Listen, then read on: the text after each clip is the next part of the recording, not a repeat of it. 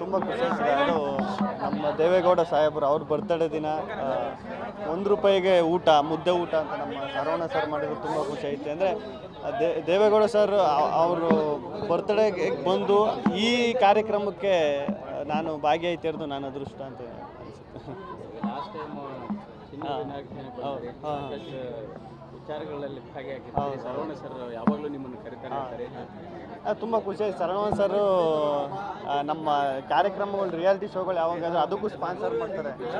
ಅದೊಂದು ಖುಷಿ. ಆದರೆ ಅವ್ರ ಒಡನಾಟ ಈಗ ಬಿಗ್ ಬಾಸ್ಗಿಂತ ಮುಂಚೆನೂ ಇತ್ತು, ಬಿಗ್ ಬಾಸ್ ಆದಮೇಲೆ ಇನ್ನೂ ಜಾಸ್ತಿ ಆಯಿತು ಅವರ ನಮ್ಮ ಒಡನಾಟ. ಅವರು ಈ ಥರ ಈಗ ಬೆಂಗಳೂರಿಗೆ ಬಂದವರು ಸ್ಟಾರ್ಟಿಂಗ್ ಗೊತ್ತಿರ್ತದೆ ಊಟದ ಬೆಲೆ ಏನು ಅಂತ. ಅದು ₹1 ಈ ಕಾಲದಲ್ಲಿ ಅದು ಊಟ, ಎಲ್ಲೇ ಹೋದ್ರೂ ಅದು ಊಟ ಅಲ್ವಾ ಮುಖ್ಯ. ಅದನ್ನು ₹1 ಮುದ್ದೆ ಊಟ ಅಂತ ಈಗ ಅದು ₹1 ಏನಿಲ್ಲ, ಸುಮ್ಮನೆ ಅದು ₹1 ಅಂತ ಮಾಡ್ತಿರೋದಲ್ವ ಸರ್. ಅದು ಸಖತ್ ಖುಷಿಯಾಗೋ ವಿಷಯ. ಸರವಣ ಸರ್ ಒಳ್ಳೇದಾಗಲಿ ಸರ್. ನಿಮಗೆ ಬಂಗಾರದ ಮನುಷ್ಯ. ಉಂಗುರ ಕಳ್ಕೊಬಿಡುವ ಅನಿಸುತ್ತೆ, ಬಿಗಿಯಾಗಿ ಹಾಕೋಬಿಡ್ತಾರೆ.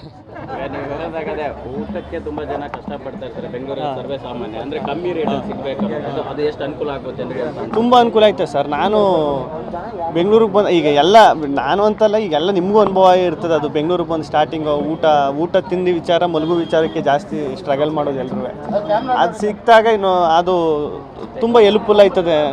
ಹಣ ಇದ್ದವ್ರು ಎಲ್ಲರೂ ದಾನ ಮಾಡೋದ್ರಿಂದ ಈ ರೀತಿಯಾಗಿ ಹಣ ಇದ್ದಂಥದ್ದನ್ನು ಬಡವರಿಗೂ ಕೂಡ ಒಂದು ಸ್ವಲ್ಪ ದಾನ ಮಾಡುವಂಥ ಒಂದು ಮನಸ್ಥಿತಿ ಬಗ್ಗೆ ತುಂಬ ಒಳ್ಳೆ ಮನಸ್ಥಿತಿ. ಅಲ್ಲ, ಇದರಲ್ಲೇ ಗೊತ್ತಾಗ್ಬಿಡ್ತದೆ. ಈಗ ₹1 ಊಟ ಅಂತ ಮಾಡ್ತಾರೆ, ಇನ್ಯಾವುದೋ ಯೋಜನೆಗಳು ಮಾಡ್ತಾ ಇರ್ತಾರೆ. ಅವಾಗ ಇನ್ನು ಮೊದಲೇ 9 ವರ್ಷ ಆಗೈತೆ ಇದು ಕ್ಯಾಂಟೀನ್, ಅಪ್ಪಾಜಿ ಕ್ಯಾಂಟೀನ್ 9 ವರ್ಷದಿಂದ ಮಾಡ್ಕೊಬರ್ತಾರೆ ಅಂತ. ಅದು ಸಾಮಾನ್ಯ ಅಲ್ವ ಅದು. ಸರ್, ಗಿಲ್ಲಿ ಅವರು ಬಿಗ್ ಬಾಸ್ ವಿನ್ ಆದಮೇಲೆ ಪದೇ ಪದೇ ರಾಜಕೀಯ ರಿಲೇಟೆಡ್ ಪ್ರೋಗ್ರಾಮ್ಗಳಲ್ಲಿ ಕಾಣಿಸ್ಕೊಳ್ತಿದ್ದಾರೆ. ಸೊ ತಮಿಳ್ನಾಡಲ್ಲಿ ವಿಜಯ್ ಥರ ಇಲ್ಲೂ ನೀವು ಪಕ್ಷಕ್ಕೆ ಬರೋ ಪ್ಲಾನ್ ಏನಾದರೂ ಇದೆಯಾ? ಅದೆಲ್ಲ ದೊಡ್ಡ ಮಾತು. ಹೆಂಗೆ ಅದು ಕನಸಲ್ಲೂ ಆಗಲ್ಲ ಮೇಡಮ್. ಸುಮ್ಮನೆ ಅನ್ಕೋಬೋದು ಅಷ್ಟೇ.